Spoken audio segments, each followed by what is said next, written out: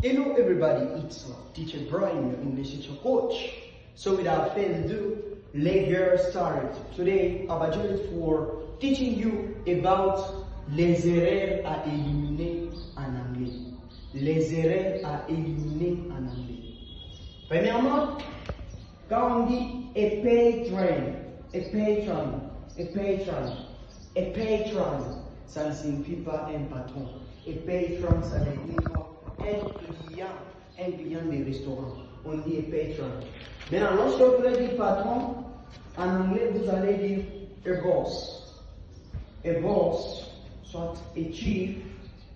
A boss, soit a chief. Ça veut dire patron. A boss or a chief. Quand vous voulez dire isolement en anglais, isolement en anglais, attention, il ne faut pas dire isolement. C'est l'erreur. On dit isolation. Isolation. Isolation. Isolation. C'est ça, isolement en anglais. Lorsqu'on dit, quand on dit location, location, ça ne signifie pas location en français. Location, ça veut dire lié, ça veut dire endroit, ça, emplacement. Maintenant, lorsque vous voulez dire location, en anglais, on dit rental. Rental.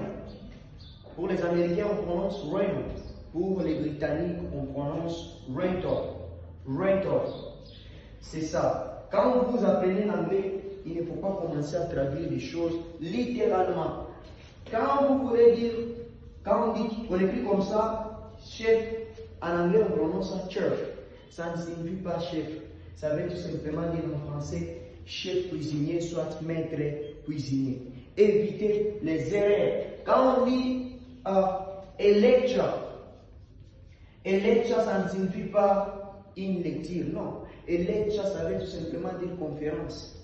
Mais il y a la différence entre conference et aussi a lecture. Conference, ça veut dire conférence comme événement.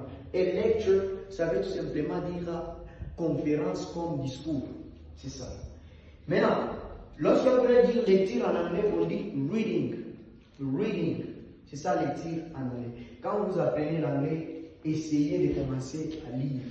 Essayez de commencer à lire. Il ne faut pas commencer à traduire des choses littéralement. Si vous avez aimé, abonnez-vous sur notre chaîne YouTube. Ça peut être TikTok. Abonnez-vous, nous sommes là pour vous former. Moi, c'est Teacher Ibrahim, your English teacher coach. Take care, guys.